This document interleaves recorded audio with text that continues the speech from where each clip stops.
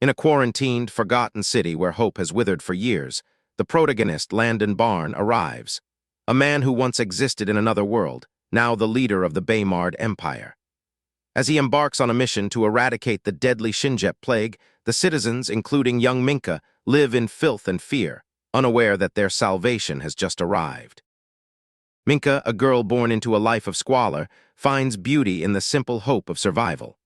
As winter approaches, her family works to reinforce their meager shelter, unaware that a royal announcement is about to fracture the cycle of their stagnant, miserable existence.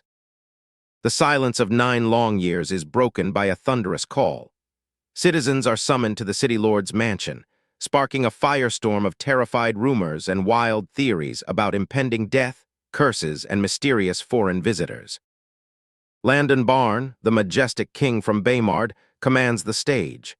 His presence alone begins to shift the atmosphere, as he promises a fight against the Shinjep plague that has plagued them for centuries. The transformation begins with basic hygiene. Volunteers like Minka are baffled by the sight of pristine paper and modern tools, symbols of the wealth and knowledge these visitors bring to the dying city. Landon sifts through the data, filtering truth from folklore. He is not just treating the sick, he is training his doctors to think, to hypothesize, and to dismantle the roots of the disease through rigorous scientific research. The great cleanup of Ngum City ensues. Garbage is purged by fire, and the pervasive stench of rot begins to lift, replaced by the faint hope of a future where health is a right, not a luxury. While Landon battles plague, his Lieutenant Buri arrives in the Coronian capital. The soldiers of Baymard are treated like legendary heroes, their presence turning a quiet morning into a chaotic, joyous celebration. The reunion is bittersweet and filled with military respect. Queen Penelope and her allies welcome Buri, their eyes shining with reverence for the rigorous discipline fostered in Baymard. The mission shifts toward the shadows of society. Buri, Penelope, and the delegation head to the brutal heart of the Empire's prison, a place where dangerous criminals await their final departure to Baymard. The horror of the prison is laid bare.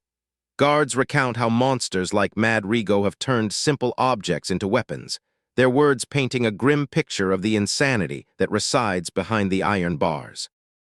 The confrontation with Mr. Blade is lightning fast. A legendary assassin is caught mid-escape, his attempt to murder a guard thwarted by the sheer, precise skill of the Baymardian soldiers. Even in defeat, the assassin finds a twisted joy in his opponent's strength. He marks Buri as a target for his sick, artistic obsessions, but the Baymardians are unmoved, their only focus on the efficient transport of the prisoners. The logistical nightmare of transport is executed with ruthless efficiency.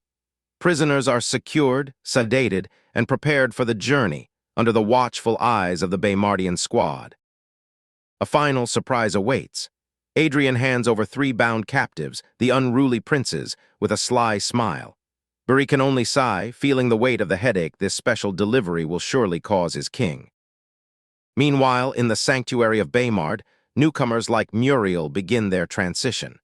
Freed from the chains of brutal servitude, they stand on the precipice of a new life, where their labor is valued and their rights are protected. The morning rush at the food industry is a testament to the industrial revolution Landon has sparked. Workers gather in anticipation, their lives irreversibly altered by the promise of fair wages and systematic organization. The production line is a marvel of engineering. From the raw grain to the final boxed cereal, the precision of the machines leaves the workers speechless, realizing they are witnessing the birth of a new era. The chaos of the marketplace is their true initiation.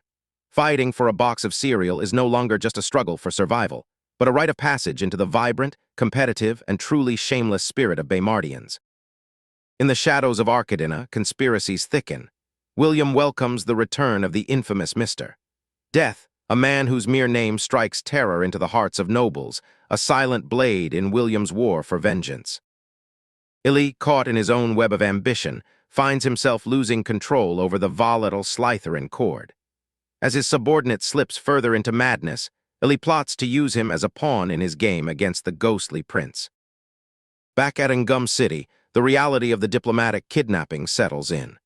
The 3 princes, now gagged and indignant, are delivered to Landon like unruly cargo, their arrogance failing to hide the truth of their defeat. The return to Baymard is met with joy. The mission is a success, but the work is far from over. The prisoners are processed into the modern prison system, and the princes are prepared for a life-changing military intervention. In the hospital, Landon finds a transformed ally. King Mitchell, healed and invigorated, signs the historic treaty that brings Tariq into the fold. 2 empires down, and the dream of a united continent draws closer. Landon returns to the heart of his empire's growth. Reports on the new communication technologies, television and landlines, fill the room. Innovation is moving at a breakneck pace, and Landon is the architect. Landon envisions his next venture, a resort that turns the cold winter into a playground. From ice hotels to indoor snow parks, he prepares to offer experiences that defy the imagination and define the new Baymard. And in the shadows of the palace, an old predator returns. Landon Barn, presumed to be on the run or dead, strides through the gates. The Game of Thrones is about to get much more deadly.